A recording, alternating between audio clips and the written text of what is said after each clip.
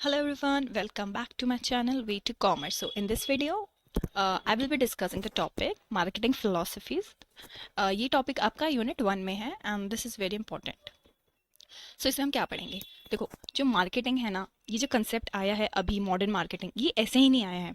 ये स्टार्ट हुआ था बिल्कुल एक बेसिक मार्केटिंग प्रोडक्शन कंसेप्ट से. फिर उसके बाद वो धीरे धीरे चेंज हुआ. कोई भी चीज़ होती है, देखो अगर एनवायरनमेंट में है तो वो चेंज होगी एनवायरनमेंट के साथ साथ. जैसे हमारे पहले फ़ोन्स कौन से थे? पहले हम लोग जब फ़ोन यूज़ करते थे तो हमारे पास लैंडलाइन थे.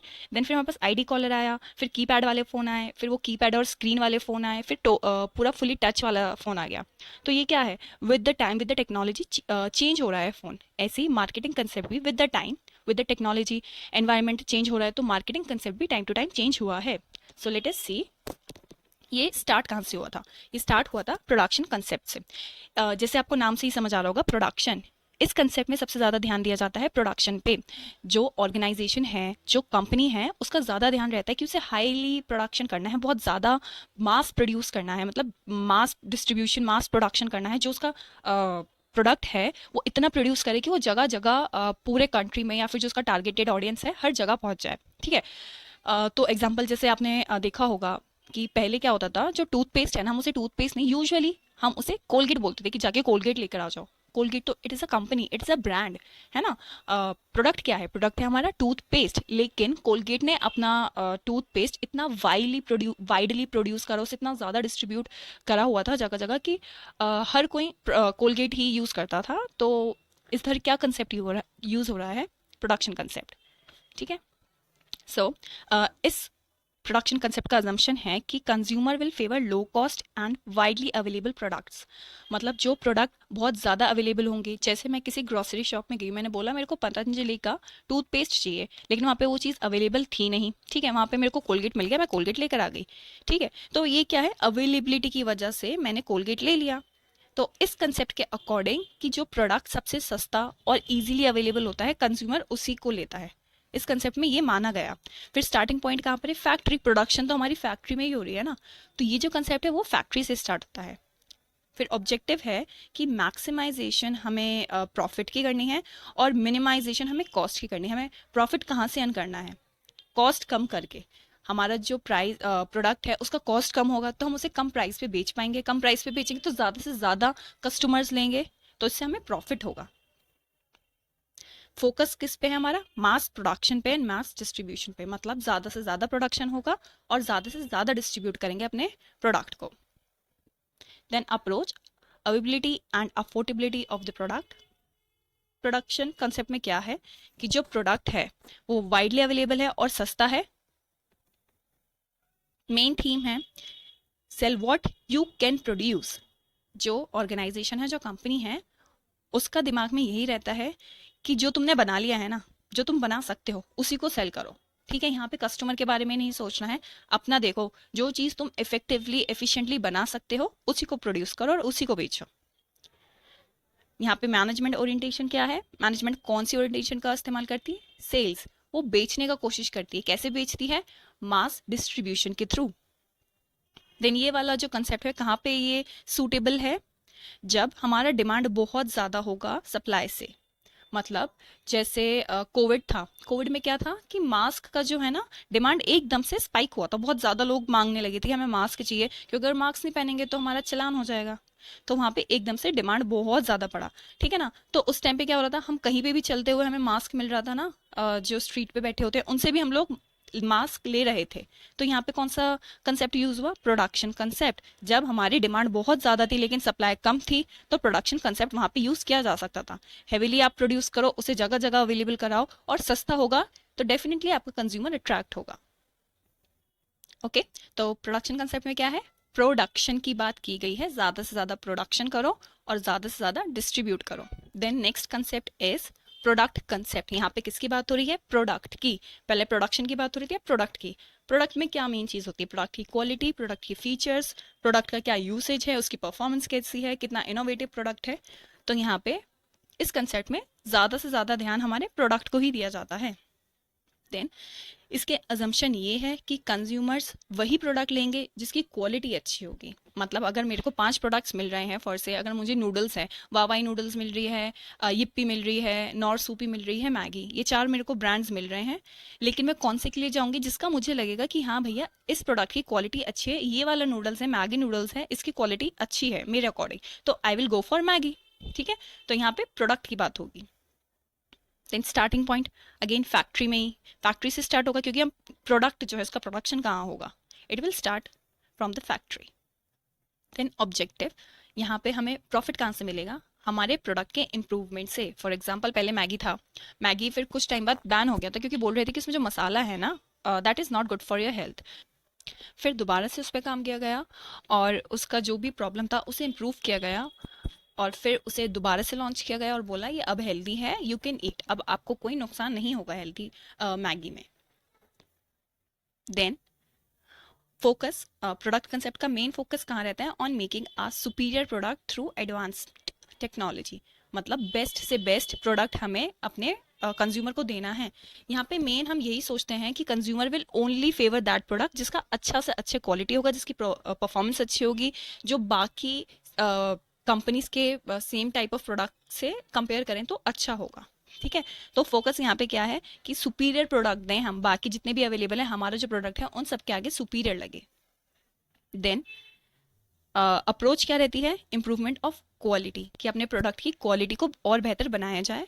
Then theme, sell what you can produce. Again यहाँ पे भी जो आप बना सकते हो ना उसी को सेल करो।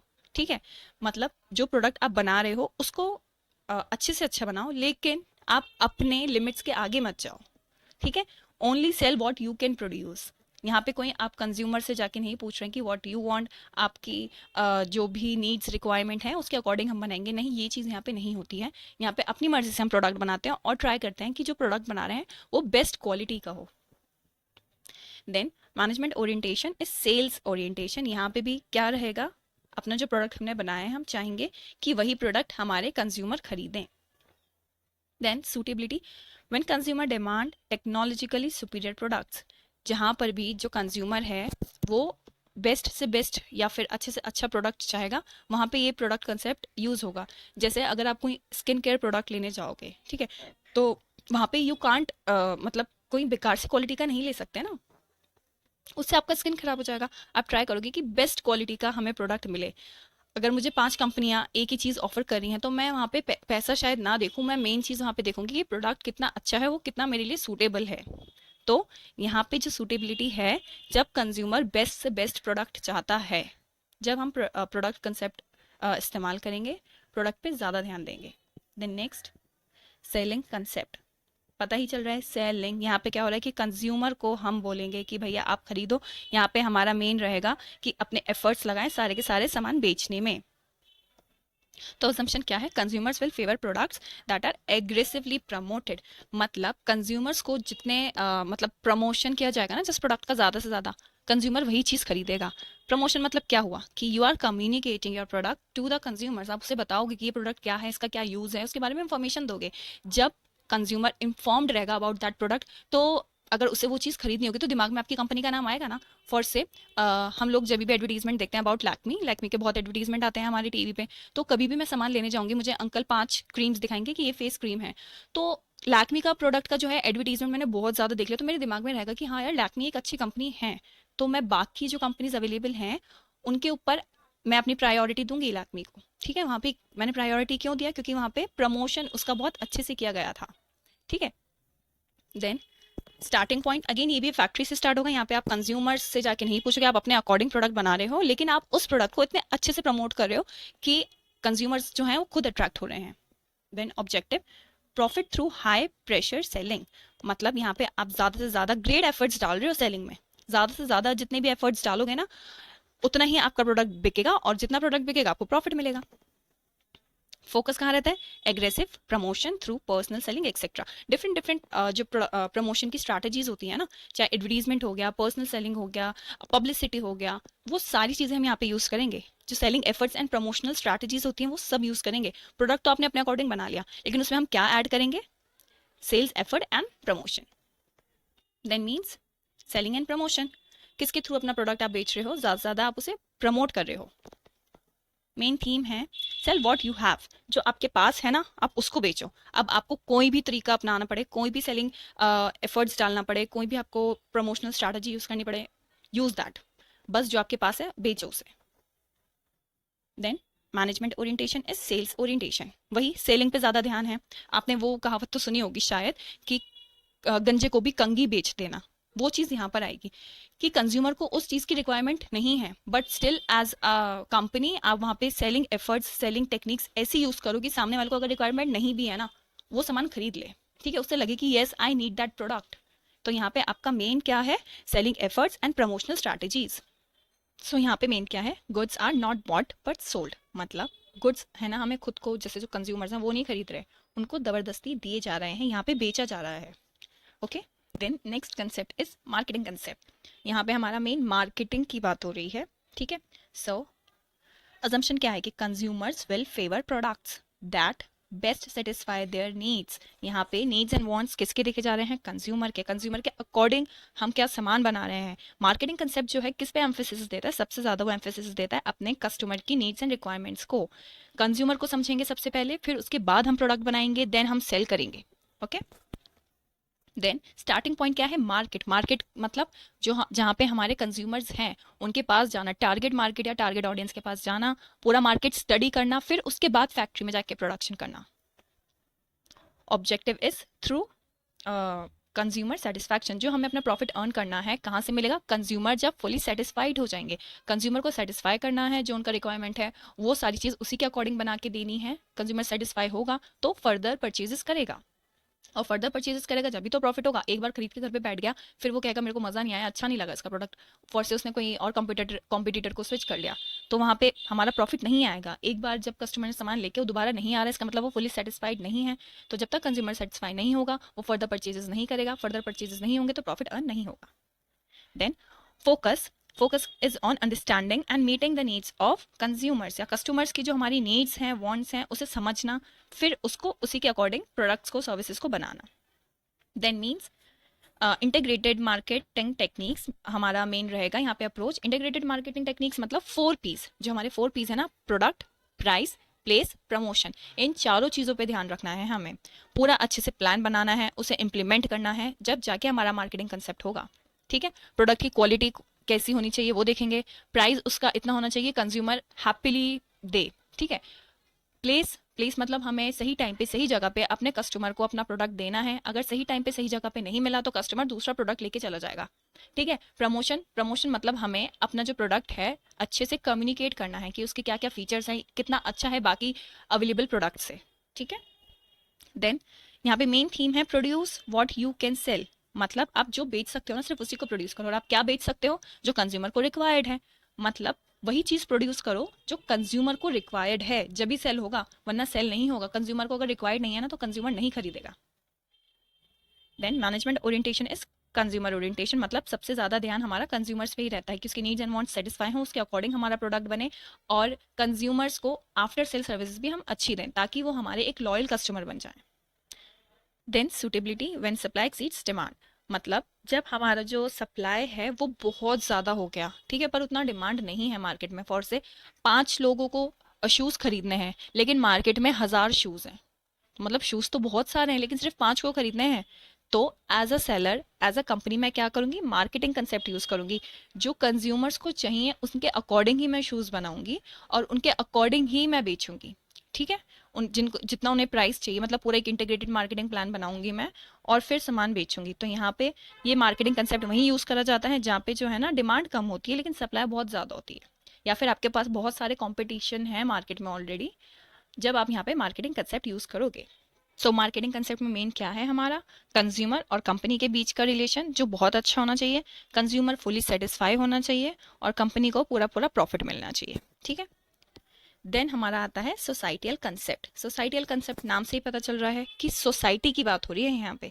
अभी तक हमने किसकी बात करी, सबसे पहले हमने सिर्फ कंपनी की बात करी, फिर उसके बाद हम कंज्यूमर्स पर आ गए, लेकिन सोसाइटी भी तो है, कोई ह्यूमन वेलफेयर नाम की भी तो चीज़ होती है ना। ऐसे ही नहीं है ना कि आप बहुत ज़्यादा प्रोडक्शन करो जिससे एयर पॉल्यूशन, वाटर पॉल्यूशन हो रहा है, हमारा एनवायरनमेंट हार्म हो रहा है ना।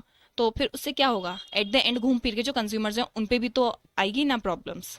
तो इसलिए हमारा मार्केटिंग कंसेप्ट के बाद आता है सोसाइटल कंसेप्ट। इस कंसेप्ट में ये है कि कंज्यूमर के अकॉर्डिंग प्रोडक्ट बनेंगे, उनके नीड्स एंड वांट सेटिस्फाइड होंगे, कंपनी को प्रॉफिट मिलेगा और सोसाइटी का भी ख्याल रखा जाएगा। हम पॉल्यूशन वगैरह को भी ध्यान में रखेंगे, और जो हमारे सोसाइटी में लोग हैं अंडर प्रिविलेज जैसे बच्चे हैं, एनजीओ की हेल्प करना और फिर एनवायरनमेंट के लिए अलग अलग स्कीम्स चलाना, वो सब चीज़ें इसमें ऐड हो जाएंगी। ठीक है, तो अजम्पशन क्या है, consumer will favour that product जो बेस्ट मीट करेंगे उनकी नीड्स और रिक्वायरमेंट्स को विद सोसाइटी वेलबींग। मतलब हमारा भी फायदा हो रहा है, हमारी सोसाइटी का भी फायदा हो रहा है, कंज्यूमर का भी फायदा हो रहा है, सोसाइटी का भी फायदा हो रहा है। जब भी कंज्यूमर प्रोडक्ट खरीदेगा, कोई प्रोडक्ट उसे लगेगा कि नहीं this is very harmful for the society, तो वो शायद वो प्रोडक्ट ना खरीदे। Then starting point market and society. आपने मार्केट को रीड कर लिया, ठीक है, फिर उसके बाद आप सोसाइटी को देखो कि ये प्रोडक्ट मैं कैसे बनाऊं कि मेरे जो रिसोर्सेज हैं वो अच्छे से फुल्ली हम यूटिलाइज करेंगे, वहाँ पे वेस्टेज ना हो, सोसाइटी को कोई हार्म ना हो, सोसाइटी की कोई एनवायरमेंटल प्रॉब्लम्स ना क्रिएट हो जाएं। तो स्टार्टिंग पॉइंट हमारा मार्केट के साथ साथ सोसाइटी भी होता है। Then objective, profit through consumer satisfaction and social welfare. Consumer को सेटिस्फाई करोगे और सोशल वेलफेयर। अगर सिर्फ आपने कंज्यूमर्स को देखा और सोसाइटी का ध्यान नहीं रखा तो हो सकता है कोई एनवायरमेंटल एक्टिविस्ट आके आपके पास आपकी कंपनी को, आपकी कंपनी के अगेंस्ट कोई एक्शन ले ले, तो आपका उससे पूरा प्रोसेस रुक जाएगा ना, तो आपको लॉस होने लगेगा। तो इसलिए ये सारी चीज़ें हमें ख्याल रखनी होती हैं। देन फोकस कहाँ होता है, delivering maximum value to the customer in the society.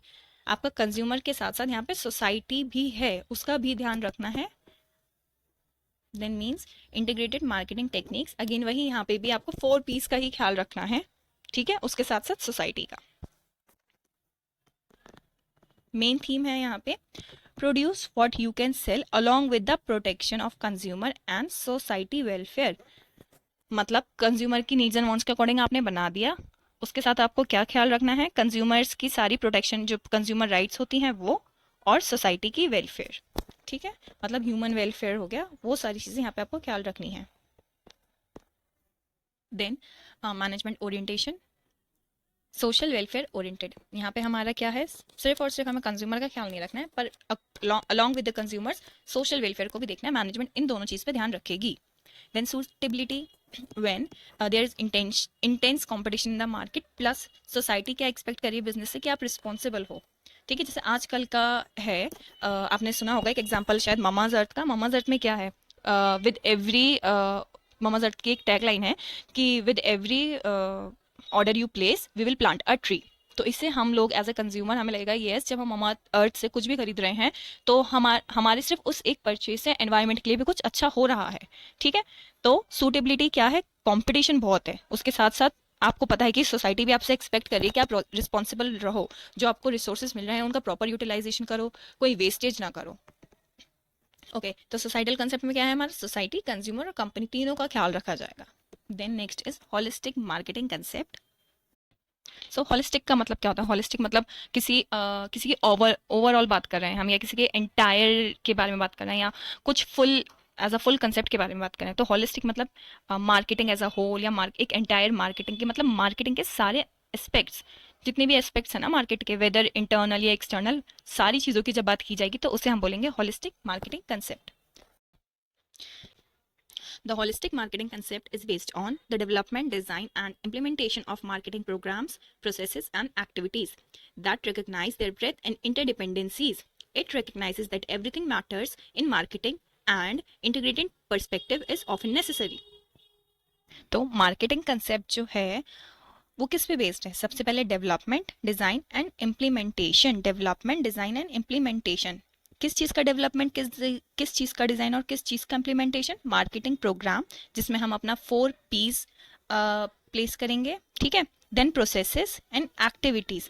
देखो प्रोसेसेस क्या है, किसके थ्रू आपका प्रोडक्शन होगा, और फिर आपने जो बना दिया फ्रॉम मैन्युफैक्चरर टू कंज्यूमर्स उसे कैसे पहुंचाओगे, वो भी तो एक प्रोसेस है ना। एक्टिविटीज़, जो सारी एक्टिविटीज़ होंगी, वेदर इट इज़ प्रोडक्शन या फिर आपके जो एम्प्लॉयज़ हैं वो काम कर रहे हैं, और फिर आपने रॉ मटेरियल खरीदा, ये सारी एक्टिविटीज़। देन मार्केटिंग प्रोग्राम, इन तीनों चीज़ों का डेवलपमेंट कि कैसे बनाया जाए, क्या क्या डिज़ाइन होंगे उसमें, और उसे इम्प्लीमेंट कैसे करना है। ठीक है, देन सबसे पहले तो हमारा ये चीज़ आ गई कि आपको डिज़ाइन करना है, इम्प्लीमेंट करना है। क्या 3 चीज़ें? Program, processes and activities. कौन सी? That recognizes breadth and interdependencies. Interdependencies मतलब एक दूसरे पे डिपेंड रहना। ब्रेथ यहाँ पे मतलब जैसे वाइड वेराइटी हो गई। इन चीज़ों की जो है वैरायटी होगी ना, एक ही एक्टिविटी नहीं है, बहुत सारी एक्टिविटीज़ हैं। एक प्रोसेस नहीं है, बहुत सारे प्रोसेसेस हैं। और ये प्रोसेसेस, ये एक्टिविटीज़, ये जो प्रोग्राम्स हैं, ये एक दूसरे पे इंटरडिपेंडेंट हैं, एक दूसरे पे डिपेंड कर रहे हैं। मतलब एक का असर दूसरे पे आएगा। फॉर से अगर मैंने प्राइस हाई रख लिया, ठीक है, तो वो बाकी चीज़ों में भी तो असर आएगा। या फिर अगर मैंने रॉ मटेरियल बहुत ज़्यादा महंगा ले लिया, फिर वो रॉ मटेरियल महंगा लिया, फिर मेरे को बनाने में मैन्युफैक्चरिंग कॉस्ट लगी, तो मेरा फाइनल जो कॉस्ट बैठा प्रोडक्ट का वो बहुत महंगा बैठ गया। फिर उसके बाद मैंने उसमें अपना प्रॉफिट ऐड करा, प्रॉफिट मार्जिन, तो कंज्यूमर्स तक वो बहुत ज़्यादा हाई प्राइस पे पहुंच रहा है। तो सारी चीज़ें इंटर रिलेटेड हैं। अब इसमें एक चीज ये बात की गई है कि जो होलिस्टिक मार्केटिंग है ना, उसमें हर कुछ मैटर करता है, एवरीथिंग मैटर्स। दूसरी बात ये गई है, आपको इंटीग्रेटेड पर्सपेक्टिव रखना पड़ेगा। इंटीग्रेटेड मतलब वही, एक चीज दूसरी चीज से लिंक है, मतलब एक प्रोसेस दूसरे प्रोसेस से लिंक है, एक्टिविटी लिंक है, जो ह्यूमन काम कर रहे हैं सारे वो एक दूसरे से लिंक है। और दूसरी चीज एवरीथिंग मैटर्स, एवरीथिंग होलिस्टिक की बात हो रही है ना, तो यहाँ पे मार्केट का एक एक पहलू, एक एक पॉइंट, एक एक element is necessary to understand. It is very important. और वो चीज हमारी मार्केटिंग, ऑल ओवर मार्केटिंग पे इम्पैक्ट करेगी, ये चीज समझनी पड़ेगी। Then, holistic marketing is a strategy to move marketing beyond the marketing department to an enterprise wide role in strategy for all the business functions. मतलब जो हमारा होलिस्टिक मार्केटिंग है उसमें ये बोला गया है कि हमें सिर्फ और सिर्फ मार्केटिंग डिपार्टमेंट के बारे में नहीं सोचना है। सारे डिपार्टमेंट्स, मतलब पूरा एज एन ऑर्गेनाइजेशन, ऑर्गेनाइजेशन में दूसरे डिपार्टमेंट्स भी तो हैं, जैसे फिनेंस डिपार्टमेंट हो गया, एचआर डिपार्टमेंट हो गया, रिसर्च एंड डेवलपमेंट हो गया, ये सारे डिपार्टमेंट्स के बारे में भी हमें सोचना है। पूरा एक एंटरप्राइज वाइड रोल के बारे में सोचना है, सिर्फ और सिर्फ मार्केटिंग डिपार्टमेंट के बारे में नहीं सोचना। जो भी स्ट्रैटेजी बनाएंगे ना, बाकी सारे डिपार्टमेंट्स को सोच के ही बनाएंगे। जो हमारी बेसिक मार्केटिंग स्ट्रैटेजीज होंगी, बेसिक मार्केटिंग डिसीजंस होंगे, वो हम पूरे एंटरप्राइज को ध्यान में रखते हुए ही करेंगे। Holistic marketers are also concerned with the role the business plays in the broader economy, in society and in the lives of customers. एक चीज और देखते हैं होलिस्टिक मार्केटिंग में। होलिस्टिक मार्केटर्स जो हैं, मतलब जो कंपनी में अपनी होलिस्टिक मार्केटिंग को अपना रहे हैं, होलिस्टिक मार्केटिंग वाला कंसेप्ट यूज कर रहे हैं, उन्हें क्या करना है? सिर्फ और सिर्फ बिजनेस का नहीं देखना है। बिजनेस जिस इकोनॉमी में है, जिस सोसाइटी में है, और कौन से कंज्यूमर्स के लिए काम करिए, वो सारी चीज़ों के बारे में कंसर्न रखना पड़ेगा। एक एक एलिमेंट और एक एक जो स्टेक होल्डर्स हैं जो मार्केटिंग पे इम्पैक्ट ला रहे हैं, जिनका इम्पैक्ट जा रहा है मार्केटिंग में, उन सब के बारे में कंसर्न रखेगा होलिस्टिक मार्केटर। ओके, सो जो होलिस्टिक मार्केटिंग कंसेप्ट है उसमें हमारे 4 मेन कॉम्पोनेंट्स हैं। First is internal marketing, then integrated marketing, performance marketing and relationship marketing. So the first one is internal marketing. Internal marketing मतलब within the organization, internal की बात हो रही है, जो within the organization marketing हो रही है उसकी बात हो रही है। अब देखो, जो हमारा कंपनी है, कंपनी में वी हैव डिफरेंट डिपार्टमेंट्स। जैसे हमारा एक फिनेंस डिपार्टमेंट हो गया, एक मार्केटिंग डिपार्टमेंट हो गया, एक ह्यूमन रिसोर्स डिपार्टमेंट हो गया, ऐसी रिसर्च एंड डेवलपमेंट डिपार्टमेंट। तो ये डिफरेंट डिपार्टमेंट्स हैं। तो इन डिपार्टमेंट से हमारा एक फर्म बन रहा है पूरा, है ना। तो विद इन द फर्म की बात हो रही है इंटरनल मार्केटिंग में। जब हम विद इन द डिपार्टमेंट्स की बात करेंगे ना, तो इसको हम बोलेंगे horizontal, horizontal alignment of marketing department with other departments. This is horizontal, horizontal बात हो रही है ना, तो इसे हम हॉरिजॉन्टल अलाइनमेंट बोलेंगे of marketing department with other departments. यहाँ पे क्या करना है, मार्केटिंग डिपार्टमेंट्स ने सोचा कि उसे फॉर से एक प्रोडक्ट बना रहा है, एक फॉर से कोई फेस क्रीम बनानी है, ठीक है। अब मार्केटिंग डिपार्टमेंट बेसिक उसने डिसीजंस ले लिए कि मेरे को ये रॉ मटेरियल रिक्वायर्ड है, ओके। और फिर मुझे अपनी जो स्ट्रैटेजीज हैं, फॉर से मुझे ये मेरा टारगेट ऑडियंस है, विलेज में मुझे ये बेचनी है क्रीम, और क्या कहते हैं, मुझे इसको फ्रॉम मैन्युफैक्चरर, मतलब अपनी कंपनी से विलेज में कैसे पहुंचानी है, ये छोटी छोटी चीज़ें उसने सोच ली मार्केटिंग डिपार्टमेंट ने। अब मार्केटिंग डिपार्टमेंट को रॉ मटेरियल चाहिए, तो वो किसको बताएगा? जो रॉ मटेरियल हमें सप्लाई करेगा उस वाले प्रोडक्शन डिपार्टमेंट को, है ना। फिर फाइनेंस डिपार्टमेंट को बताएगा कि ये सामान हमें चाहिए, और हमारी जो प्रमोशनल स्ट्रैटेजीज हैं उसमें इतना पैसा लगेगा, और हमें फिजिकल डिस्ट्रीब्यूशन में इतना पैसा लगेगा। तो ये क्या हो रहा है, मार्केटिंग डिपार्टमेंट दूसरे डिपार्टमेंट से बात करे, ऐसे एचआर डिपार्टमेंट को बताएगा कि हमें सेल्स पर्सन चाहिए एक्स्ट्रा, क्योंकि हम ये वाला प्रोडक्ट लॉन्च कर रहे हैं। तो मार्केटिंग डिपार्टमेंट को दूसरे डिपार्टमेंट से भी बात करनी पड़ेगी, उसे हम बोलते हैं इंटरनल मार्केटिंग, लेकिन ये हॉरिजॉन्टल अलाइनमेंट है। अब मार्केटिंग डिपार्टमेंट की बात करते हैं। मार्केटिंग डिपार्टमेंट में तो कुछ एम्प्लॉयज काम कर रहे हैं, कुछ एग्जीक्यूटिव हैं, कुछ सीनियर एग्जीक्यूटिव हैं, और कोई असिस्टेंट मैनेजर है, कोई मैनेजर है, कोई डेप्यूटी मैनेजर है। तो ये डिफरेंट डिफरेंट पोस्ट हैं with in the marketing department. तो ये जो पोस्ट है ये हमारी वर्टिकल अलाइनमेंट होगी। जैसे अगर इस एग्जीक्यूटिव को फर्स्ट से एचओडी से बात करना है मार्केटिंग डिपार्टमेंट के, है ना, तो उससे बात जो भी बात करना है वो कैसे बात करेगा, वर्टिकल अपवर्ड्स में उसका कम्युनिकेशन होगा ना। तो ये हमारा, इसे बोलते हैं हम वर्टिकल अलाइनमेंट। जो हमारे सबॉर्डिनेट्स हैं या जूनियर्स और सीनियर्स के बीच में बातचीत हो रही है विद इन द डिपार्टमेंट, उसे हम बोलेंगे वर्टिकल अलाइनमेंट। तो ये हमारी किसकी बात हो गई, इंटरनल मार्केटिंग की, जो विद इन द फर्म हो रही है। अब फर्म के अंदर डिफरेंट डिपार्टमेंट्स हैं, वो भी बात कर सकते हैं, या विद इन मार्केटिंग डिपार्टमेंट भी बात कर सकते हैं। तो इसे हम बोलेंगे internal marketing. Then next concept हमारा आता है इंटीग्रेटेड। इंटीग्रेटेड मार्केटिंग मतलब इंटीग्रेटेड का मतलब होता है यूनाइटेड या जॉइंट या कंबाइंड, है ना। तो यहाँ पे जो हमारी मार्केटिंग एक्टिविटीज हैं, जो मार्केटिंग प्रोग्राम्स हैं, वो एक दूसरे से लिंक्ड हैं, एक दूसरे से कंबाइन हैं, किसी ना किसी तरीके से जुड़े हुए हैं। तो जो सारी एक्टिविटीज हैं, प्रोग्राम्स हैं, उन्हें इफेक्टिवली हमें इंटीग्रेट करना पड़ेगा, यूनाइट करना पड़ेगा, जिससे हमारा जो मार्केटिंग है उसका आउटपुट पॉजिटिव में आए, अच्छा आए। तो यहाँ पे हमारी दो मेन चीजें आती हैं इस कंसेप्ट में। देखो, सबसे पहले तो इसमें ये है कि इसमें क्या है, सबसे पहले ये है कि coordination with the different distribution channels. जो हमारे डिस्ट्रीब्यूशन चैनल्स हैं ना, डिफरेंट डिफरेंट, उनके बीच में कोऑर्डिनेशन होना चाहिए, दे शुड बी यूनाइटेड। जैसे मेरा एक डिस्ट्रीब्यूशन चैनल है, डोर टू डोर सेलिंग है जैसे एक, ठीक है, डोर टू डोर सेलिंग, और दूसरा मेरा एक ऑनलाइन प्लेटफॉर्म पर है। अब डोर टू डोर सेलिंग में मैं 50% डिस्काउंट दे रही हूँ अपने प्रोडक्ट्स में, और ऑनलाइन में मैं सिर्फ 10% दे रही हूँ। तो ये चीज़ नहीं होना चाहिए। मुझे है ना, जैसा मेरा जो प्रोडक्ट है, जो मैं डोर टू डोर सेलिंग में और जो मैं ऑनलाइन सेलिंग में बेच रही हूँ, वो बिल्कुल एक दूसरे से कॉम्प्लीमेंट करना चाहिए। वहाँ पे कोई भी डिफरेंस नहीं आना चाहिए, वो यूनाइटेड होना चाहिए। अगर कोई भी फर्क आया तो जो कंज्यूमर है उसका उसके दिल में डाउट आएगा कि ये जो डोर टू डोर सेलिंग में मुझे 50% दे रहे हैं और ऑनलाइन में सिर्फ 10% मिल रहा है, कि डोर टू डोर सेलिंग के थ्रू कोई नकली प्रोडक्ट तो नहीं आ रहा। ये चीज डाउट नहीं आना चाहिए। जो ब्रांड इमेज है हमें उसे कंसिस्टेंट रखनी है ना। तो अपना जो प्रोडक्ट है हम जिस जिस प्लेटफॉर्म के थ्रू बेच रहे हैं, तो वहां पे हमें हर जगह एक यूनिटी बना के रखनी है। इसी को हम बोलते हैं इंटीग्रेटेड मार्केटिंग। जो हम अपने प्रोडक्ट की कम्युनिकेशन करेंगे, मतलब उन्हें अपने प्रोडक्ट को, जैसे मैं बेच रही हूँ कि दिस इज फेयरनेस क्रीम, तो अगर मैंने एडवर्टीजमेंट में फेयरनेस क्रीम बोल दी और फिर मैं डोर टू डोर सेलिंग में मेरे जो क्या कहते हैं सेल्स पर्सन हैं, वो जाके बोल रहे हैं कि ये सिर्फ आपके मार्क्स क्लियर करेगी, इससे कोई गोरा नहीं होगा, ठीक है। तो ये चीज़ नहीं आनी चाहिए। आप अपना जो कम्युनिकेट कर रहे हो ना प्रोडक्ट, सारे चैनल्स के थ्रू सेम कम्युनिकेट करना चाहिए, और जो भी चैनल यूज़ कर रहे हो हर जगह वो प्रोडक्ट सेम ही प्राइस पे, सेम ही क्वालिटी में अवेलेबल होना चाहिए। आपके कंज्यूमर्स के दिल में कोई डाउट नहीं होना चाहिए। तो मेन चीज़ क्या है इंटीग्रेटेड मार्केटिंग में, कि जो आपके डिस्ट्रीब्यूशन चैनल्स हैं और जैसे भी आप अपना प्रोडक्ट कम्युनिकेट कर रहे हो सारे चैनल्स के थ्रू, सारे मीडियम्स के थ्रू, वो एक दूसरे से कॉम्प्लीमेंट होना चाहिए। Then next, relationship marketing. So relationship marketing में क्या है, आपको you have to create long term and loyal relationship. किससे बनाएगा जो फर्म है अपनी रिलेशनशिप, पहले तो कंज्यूमर से। मेन तो कंज्यूमर ही होता है ना, कि कंज्यूमर अगर खुश रहेगा तो वो दोबारा दोबारा आप ही की कंपनी से सामान खरीदेगा।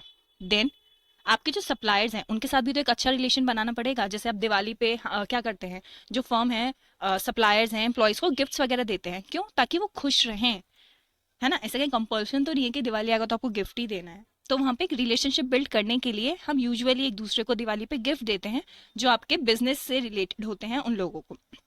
तो यहाँ पे फर्म को सप्लायर से भी अपना रिलेशनशिप अच्छा करना पड़ेगा। अगर सप्लायर से रिलेशनशिप खराब हो गया तो फिर वो सप्लायर हो सकता है आपको सामान देने से मना कर दे, टाइमली डिलीवरी ना करे, या फिर आपको महंगा सामान दे, है ना। ऐसे ही एम्प्लॉयज के साथ आपको अपना रिलेशन अच्छा करना पड़ेगा। अगर आपका एज अ फर्म एम्प्लॉयज से अच्छा रिलेशन नहीं होगा तो एम्प्लॉयज क्या करेंगे, जल्दी जल्दी जॉब स्विच करेंगे, फिर उसकी जगह आपको न्यू एम्प्लॉय लाना पड़ेगा। तो आपका टाइम एफर्ट्स लगेगा ना, वहाँ पे वेस्टेज होगी ना आपकी टाइम और एफर्ट्स की, क्योंकि आपके एम्प्लॉयज बार बार छोड़ के जा रहे हैं।